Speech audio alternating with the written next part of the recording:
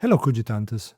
Imagine opening the door of a third floor apartment, walking down 3 flights of stairs, pushing open the heavy ground floor exit, and stepping out onto a roof. Not walking up, walking down 3 entire stories, but somehow you're standing there looking at the open sky from the roof of another building that sits lower on the hillside. Your brain throws a 404 error the first time you see that. The logic physically does not compute. To understand why an environment that makes you walk down to go up actually matters to your biology, we need to start with the philosophical framework. Annie Murphy-Paul's book, The Extended Mind, a line of thinking we can trace all the way back to Aristotle's De Anima. Aristotle pushed back against how we typically imagine the mind as an isolated pilot sitting in a control room behind our eyes, steering the body but entirely separate from the world outside. Aristotle argued the soul is not a ghostly pilot, it is the life form and activity of the living body itself. Annie Murphy-Paul takes a related premise into modern cognitive science. Human thought doesn't just happen inside the skull, thought is shaped by the world pressing into us. In this framework, cognition extends out of our heads into our bodies, into the spaces around us, and into the tools we use. The environment is never a passive backdrop where your thinking just happens. It is an active component of your thinking process. So what happens when that environment is designed to be a complete labyrinth? Blood Rain's architecture is based on a very real place, the Baishangjou residential complex in Chongqing, China.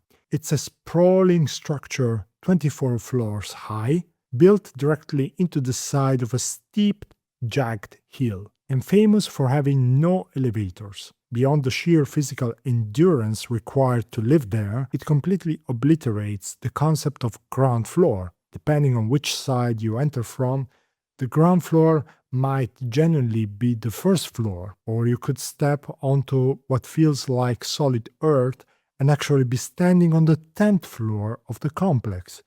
And the trailer makes this disorientation explicit. There is a sign flashing a Korean word, migung, which means labyrinth. There's a place that is literally called Labyrinth Market. So there is a space that should be read as intentionally confusing. If navigating a perfectly ordered grid is like cooking in a beautifully organized kitchen, where you reach for the salt and the salt is exactly where you expect it to be, no thinking required, then navigating by Shangju, or the Labyrinth Market, is like trying to cook a 5-course meal in a kitchen where the layout shifts every time you blink. And that friction has a direct neurobiological cost. Deep inside your brain sits a small almond-shaped structure called the amygdala. Think about it as like a tiny drama queen living rent-free in your brain. One of the key jobs of the amygdala is threat detection, constantly scanning your surroundings for danger, stress, and crucially, uncertainty. When you're standing in an environment that refuses to make logical sense, your amygdala cannot relax. It triggers the release of stress hormones like cortisol and adrenaline, keeping your nervous system on high alert like an engine permanently revving in the red. When that system stays switched on chronically, the result is what stress biology calls allostatic load, the accumulated physical wear and tear of repeated stress responses affecting inflammation, immunity, metabolism, and cardiovascular health. So, when you're gripping the controller so hard your knuckles turn white, that is not just a feeling about being lost. That is your actual biology enduring physical wear and tear. Which raises an obvious question. Why would anyone intentionally design a game around this kind of biological friction? The answer lies in a concept called hormesis. Hormesis is the principle that exposing a biological system to the right amount of the right kind of stress doesn't break it down. It triggers adaptive responses that make the system stronger and more resilient.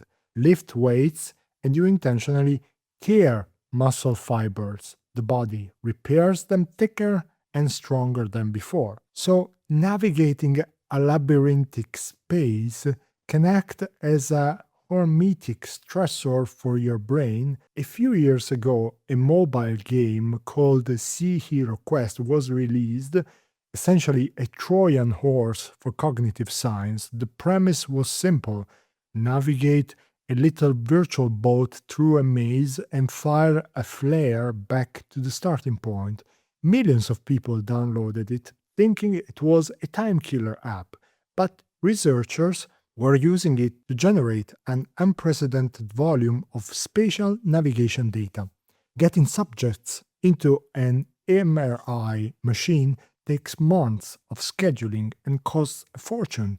By turning the test into a mobile game, researchers crowdsourced human cognition on a global scale. The study drew from nearly 400,000 players across 38 countries, and it found that people who grew up in complex, sprawling, less grid-like cities, the century-old streets of European or Asian cities, versus the rigid geometry of a place like Manhattan, tended to perform significantly better at flexible route-finding tasks. The mechanism is neuroplasticity. If you live your whole life on a perfect grid, your brain's spatial navigation system gets less practice with flexible route finding because the environment does the organizing for you. But if your mind has to extend into highly complex, difficult space, the harder environment forces your brain to constantly build and rebuild intricate neural pathways, particularly in the hippocampus, which handles spatial memory. And here's where the stakes become genuinely profound. The spatial navigation network in your brain is one of the very first neural systems to become vulnerable during cognitive decline. Regions like the entorhinal cortex, which acts as the hub of a widespread network for memory and navigation, are among the earliest affected in Alzheimer's disease. The Sea Hero Quest data was sensitive enough that researchers could detect spatial navigation patterns linked to genetic risk for Alzheimer's long before any obvious clinical symptoms appeared.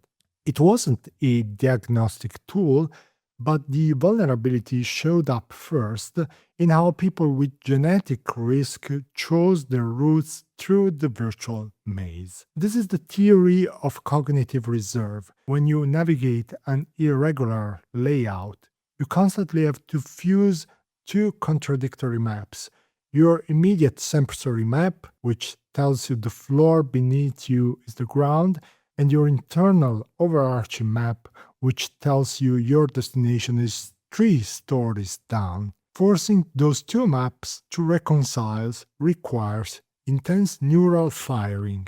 Over time, that heavy lifting may build a denser, more robust network of pathways. So, when disease or aging damages part of the system, more backup routes remain. The pathology has to destroy far more tissue before clinical symptoms emerge. Which reminds me the Greek myth of Theseus and the Minotaur. The mythological labyrinth wasn't just a physical trap, it was a psychological weapon designed to defeat human memory, stripping away spatial awareness turn by turn until your eternal sense of direction become completely unreliable. Theseus doesn't survive because he has a superhuman brain. He survives because Ariadne gives him a ball of thread to unspool as he walks.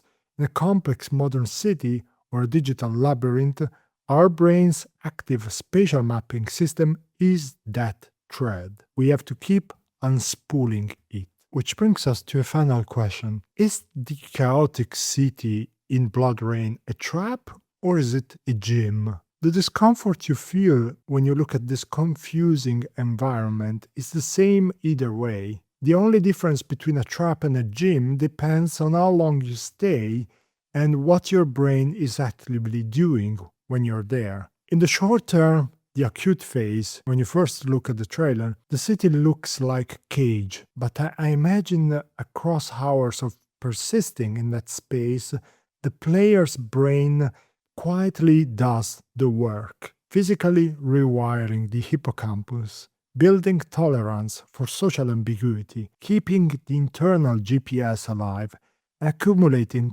cognitive reserve. What felt like a cage transforms into a gym. An environment that demands nothing of you gives you nothing in return. The difficulty, the friction, the confusion, the labyrinth, that is what cognitive preservation actually feels like from the inside. It feels like effort. Which is why I really think that the city is the second protagonist in this game. Think about the maps you usually use to orientate yourself in video games.